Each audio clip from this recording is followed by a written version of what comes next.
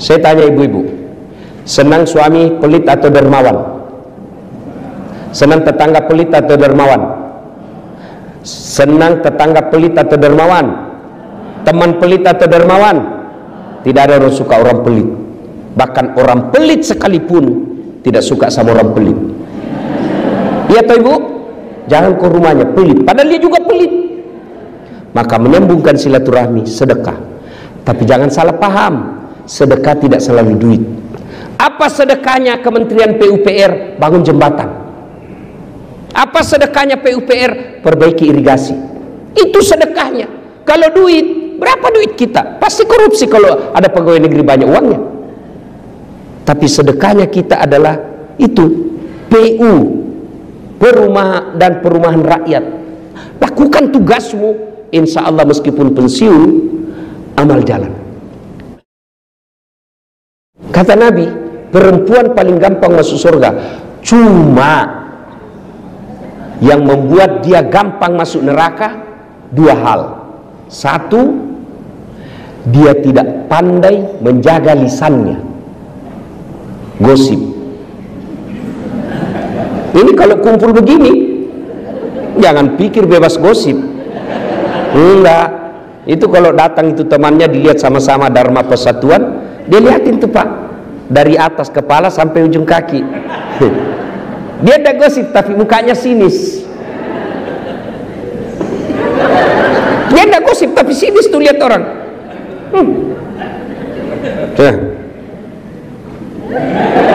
Kenapa? Kayak umbul-umbul. Iya toh ibu? Maka perempuan kalau dia mampu menahan lisannya, insya Allah gampang masuk surga. Tapi sayang seribu sayang, setan tahu rahasia ini, maka dibuatnya gampang dia terprovokasi. Kau tahu katanya, oh iya, padahal dia tidak tahu itu. Cepat sekali, oh iya betul, padahal dia tidak tahu. Suka ikut campur yang bukan urusannya. Nah biasanya kalau perempuan orang suka ikut campur, takdirnya semasa hidupnya seperti tauge. Ibu-ibu tahu tauge? Ibu tahu tauge? Coba lihat tauge, suka ikut campur kan? Iya toh? Gado-gado ada, pecel ada, soto Betawi ada. Apa lagi? Tahu isi ada. Karena toge selalu ikut campur, maka Allah takdirkan tidak ada yang lurus, semua toge bengkok. Jadi kalau ada ibu-ibu pagi-pagi gosip, teriak saja, oi toge dia. Ayuhibbu ahadukum, kata Allah, sukakah kamu memakan bangkai sesamamu manusia? Inilah penyebab utama putusnya persaudaraan. Gosip, cerita kejelekan orang. Meskipun saya jelek, saya tetap marah ketika kau cerita saya jelek. Itulah sebabnya Allah melarang. Zaman dulu, zaman Pak Menteri sekolah, zaman Pak Menteri masih pegawai biasa di kantor ini, gosip masih lebih sulit daripada zaman sekarang. Kalau dulu mau gosip harus tatap muka di satu tempat.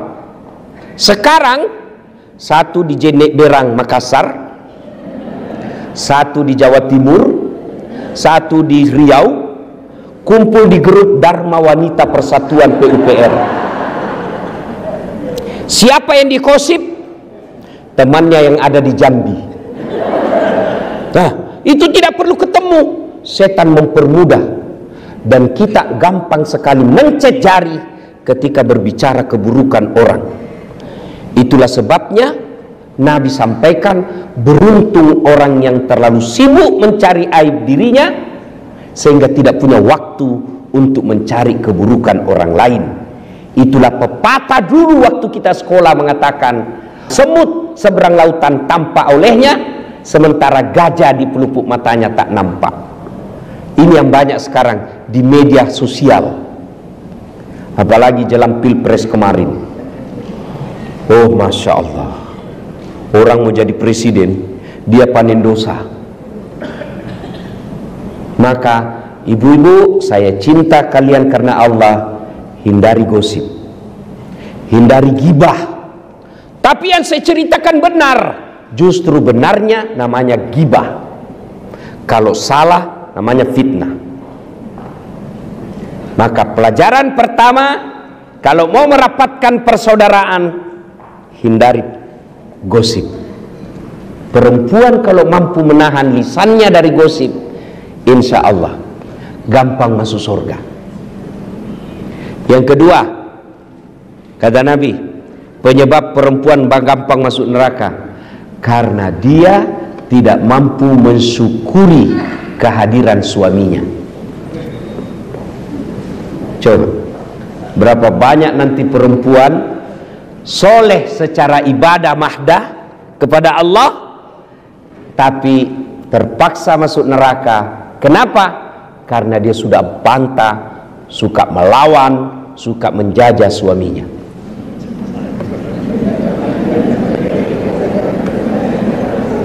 Ibu, ya, ibu, mau gampang masuk surga? Mau ibu? Mau? Kata Nabi, minta ridha suami. Bagaimana cara minta ridha suami? Yang praktikum, yang langsung bisa dipraktekkan. Satu, kalau suami mau berangkat, jangan lupa usap dadanya, minta ridhanya. Saya agak belok sedikit dari halal bihalal, karena tiap tahun kita halal bihalal. Tapi menasehati istri ini jarang di sini. Ibu, jelas ya? Mau dapat ridhanya suami, suamimu setiap mau pergi, jangan pernah dia tinggalkan rumah tanpa ibu antar sampai ke mobil. Itu real. Tapi kadangkala perempuan modern, suaminya pergi tanpa dilihat sama sekali. Itu awal ibu jauh dari ridha Allah. Antar, pegang tasnya, masuk ke mobil. Itu istri saya, Pak Menteri. Meskipun Ibu Kartika juga demikian, ya. Meskipun saya selisih 26 tahun, Pak Menteri tadi bilang istri saya itu ustaz cerdas. Beliau kadang lebih menasihati saya. Memang istri begitu. Daripada ibu jaga HP suami, tapi kan kita tidak berkhianat, ya, tidak berkhianat. Jadi gimana caranya? Istri saya kalau saya mau keluar, itu ransel saya dipikul, ya. Saya bilang, karena ransel saya itu ya setiap kemana-mana agak berat, karena banyak barang elektronik di dalam untuk saya mengajar. Bawa, dia bilang, jangan, nggak usah sayang, biar saya bawa. Kata istri saya, beratnya ransel ini tidak seberat beban ustadz cari nafkah untuk kami.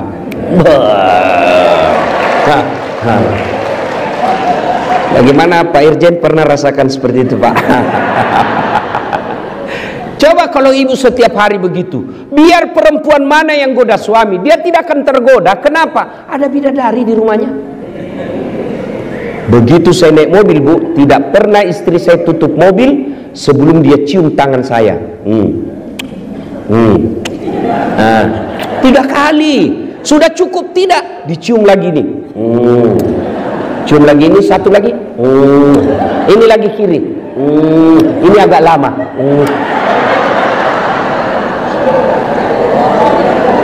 Ayo bapak-bapak pernah merasakan?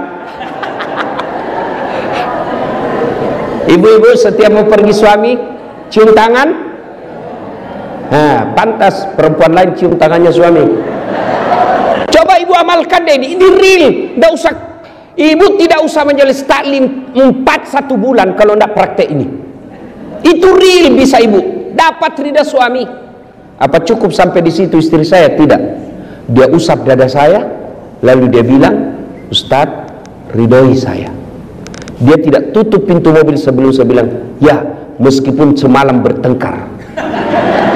Bohong kalau ada suami istri tidak pernah bertengkar. Apa Ustadz tidak pernah bertengkar? Bohong. Bohong kalau ada katakan Ustadz tidak ada masalah rumah tangganya. Bohong. Saya aja ada masalah, Bu. Apalagi setelah saya viral kemana-mana. Banyak masalah saya, Pak Menteri. Apa masalah saya? Banyak janda curhat. Modus pura-pura minta doa-doa penenang jiwa. Lama-lama dia bilang, Ustadz, maukah Ustadz menjadi imam dalam ini? Saya bilang, mohon maaf Ibu, saya bukan imam, saya penceramah. Jelas? Ya Ibu? Real. Yang kedua, Ibu sebagai istri pejabat ataupun bukan pejabat, ketika suami pergi, bantu suami cari nafkah. Bagaimana bantu suami cari nafkah? Ibu tidak usah dagang kiri kanan keluar rumah, nanti difitnah orang. Real, bukan pekerjaan yang mendatangkan rezeki.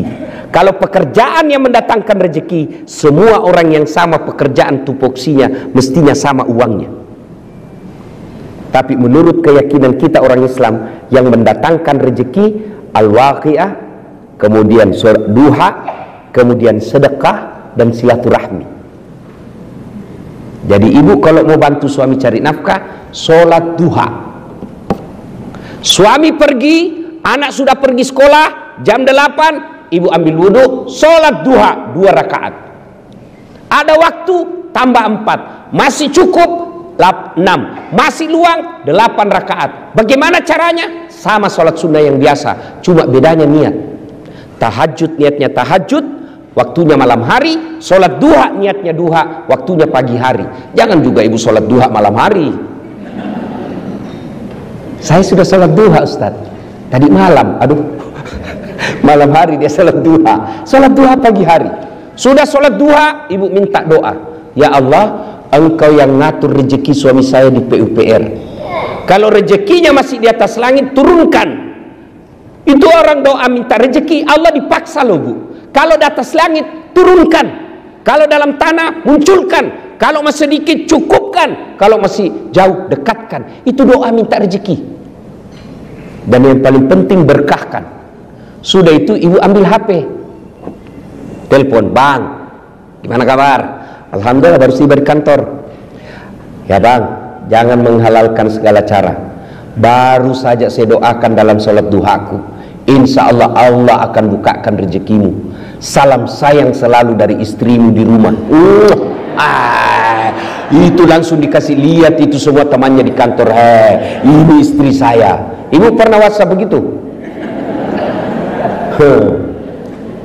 Really, cari ridha Allah, bantu suami cari nafkah, sholat duha. Kalau ini ibu lakukan, insya Allah suami tidak akan macam-macam.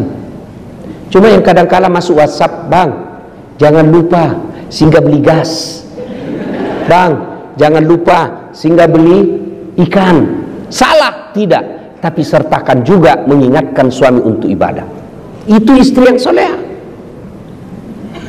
Masuk waktu sholat, Bang, sudah duhur ini Bang, sudah sholat enggak? Belum? Sudahlah, tinggalkan dulu pekerjaan. Itu pekerjaan bisa dikerja, sholat tidak bisa kau tunda. Ayo sholat. Itulah istri yang dapat ridha dari suaminya. Kemudian pulang suami, semestinya istri yang soleha, kata Nabi, pulang suaminya menyenangkan hati ketika dipandang wajahnya. Tanyalah bapak-bapak, senang tak mandang ibu ketika di rumah? Bagaimana istri yang soleha? Menyenangkan hati dipandang suaminya. Jadi kalau ibu tahu suami pulang pukul 5 petang, sudah kira-kira 15 menit sebelum pukul 5 ibu dandan. Warna apa dia senang suami? Dia senang warna coklat, pakai warna coklat. Tapi saya tidak senang. Ibu mengalah karena menyenangkan suami, itu ridha Allah. Kalau perlu pakai baju renang. Ya? Alhamdulillah ibu-ibu saya lihat semua hari ini, masya Allah, cantik semua. Tapi saya curiga hanya karena ada acara. Tapi begitu mau tidur dengan suami, daster. Ada pula itu bedak yang putih di sini penuh, baru dikasih timun. Ada handuk di kepala. Bagaimana suami tidak depresi? Aduh, setengah mati sih cari duit begini jodoh saya. Maka istri yang baik menyenangkan hati ketika dipandang wajahnya. Yang kedua kata Nabi, ketika suamimu ada di rumah, maka buat dia tenang dan betah di rumah. Mohon maaf ibu ya, saya sengaja tema ini bahas karena ini acaranya Dharma Wanita Persatuan,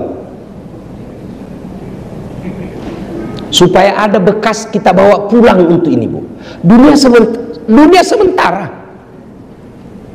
Pak Basuki menteri sekarang, tinggal beberapa saat akan ditinggal, tapi menjadi suami, menjadi istri itu bisa sampai akhirat.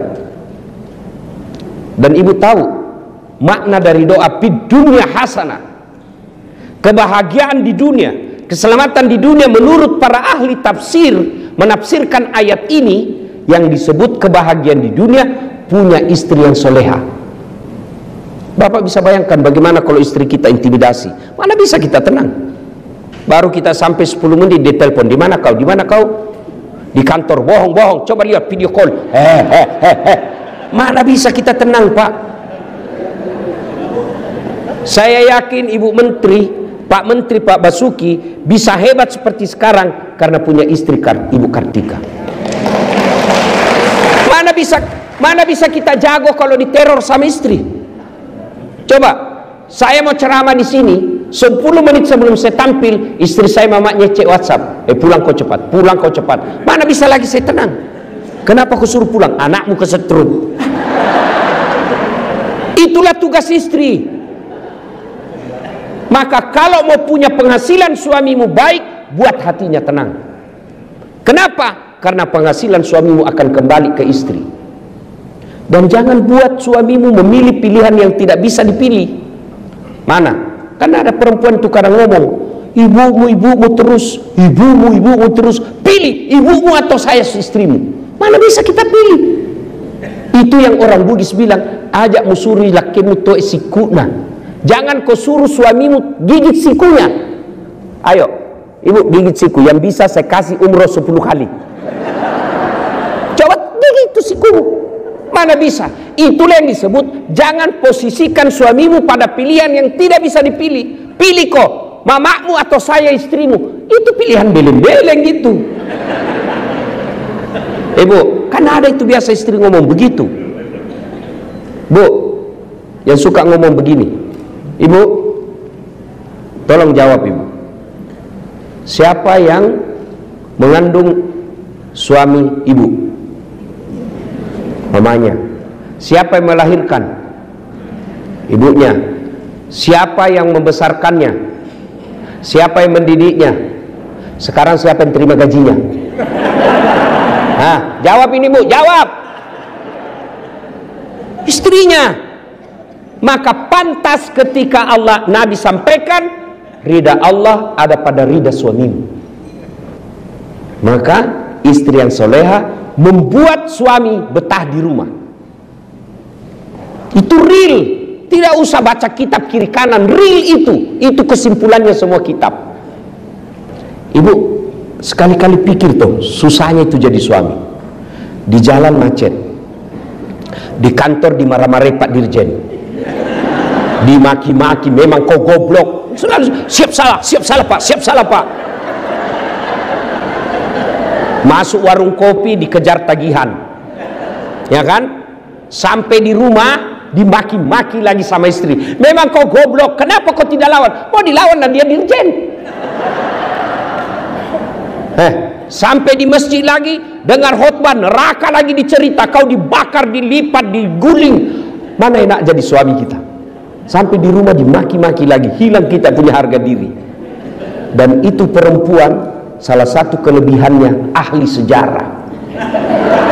Gak pernah dilupa kesalahan kita pak. sudah 5 tahun yang lalu ada kesalahannya, dijelaskan kesalahannya, dia berusaha menjawab kesalahannya itu, belok, nyambung lagi 5 tahun yang lalu. Itulah perempuan ahli sejarah. Maka istri saya berkata, karena kami perempuan ahli sejarah, tolong kau suami jangan bikin sejarah. Top. Ya, nah ibu-ibu yang saya muliakan, muliakan suami. Kadangkala kita sakit, kadangkala kita cemburu, tapi jangan sakit dan cemburu itu yang baru beberapa saat melupakan kebaikan suami yang sudah puluhan tahun. Kalau ini yang kita lakukan, disebut innallaha yuhibbul muhsinin. Allah mencintai orang-orang yang bukan saja memaafkan suaminya, tapi juga membalas dengan kebaikan. Itu esensi dari halal bihalal. Memaafkan, bukan sekedar memaafkan, tapi juga dia berbuat baik kepada orang yang menyakitinya. Ibu bapak saudara-saudara sekalian, suatu kali Nabi lagi duduk-duduk dalam masjid. Tiba-tiba Nabi bersabda, sebentar lagi akan muncul penghuni surga. Datang dan semua orang melihat, apa kelebihannya ini orang? Kalau dilihat dia masyarakat tidak terkenal, ibadahnya juga tidak istimewa. Lalu Abdullah penasaran, dia mau tahu apa amalnya ini sehingga Nabi jamin masuk surga. Maka dia datanglah ke rumahnya dan berkata, assalamualaikum tuan. Waalaikumsalam, bolehkah saya menginap di rumahmu? Oke, nginap. Abdullah malam bangun sholat tahajud. Yang dijamin masuk surga yang punya rumah, dia cuma tidur. Pagi hari Abdullah bin Umar sholat duha, ini cuma duduk. Sore hari Abdullah tadarus, ini orang cuma lihat-lihatin. Hari 2, 3 begitu. Abdullah kemudian berkata dalam hati, sepertinya lebih banyak amalku dari ini orang. Dan dia berterus terang, Tuan, saya mau tahu apa keamalanmu sehingga Nabi jamin kau masuk surga. Dan itu 3 kali Nabi ucapkan. Kata dia, tidak ada, kau lihat amalmu lebih banyak dari saya. Kau sholat malam, saya tidur. Lalu Abdullah berkata, baiklah kalau begitu saya pamit pulang. Belum jauh dipanggil, Abdullah ta'al sini dulu, apa gerangan? Ada yang saya lupa. Apa itu? Saya setiap malam sebelum saya tidur, saya berdoa kepada Allah, ya Allah, ampuni orang yang menyakitiku dan bersalah kepadaku hari ini, karena aku telah memaafkan mereka sebelum saya tidur.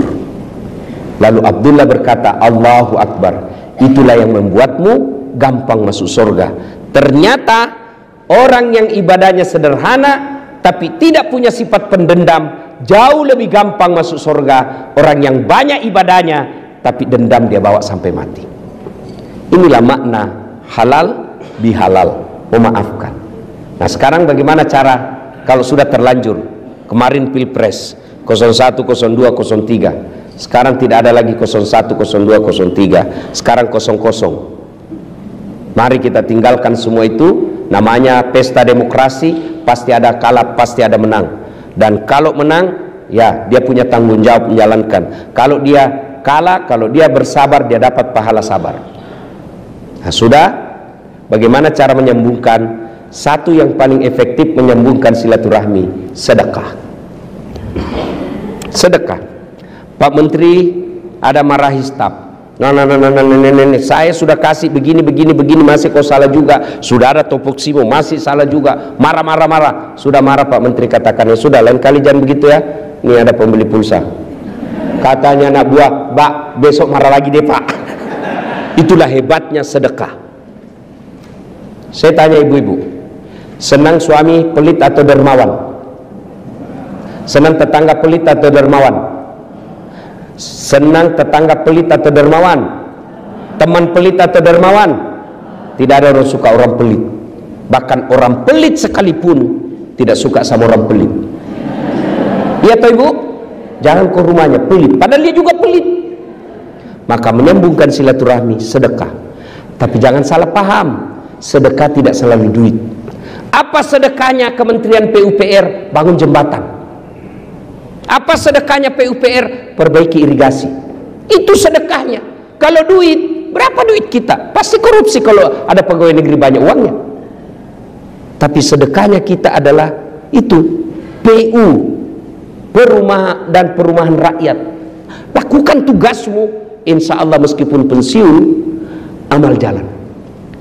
Saya bilang tadi sama Pak Menteri, saya dakwah, ayo sedekah. Orang hanya sedekah secara lisan, tapi kalau Pak Menteri, ayo bangun jembatan, langsung jadi amal jariah. Kalau saya belum tentu. Maka merugi orang yang punya jabatan dan kuasa tidak memanfaatkan jabatan kuasanya untuk sedekah akhirat.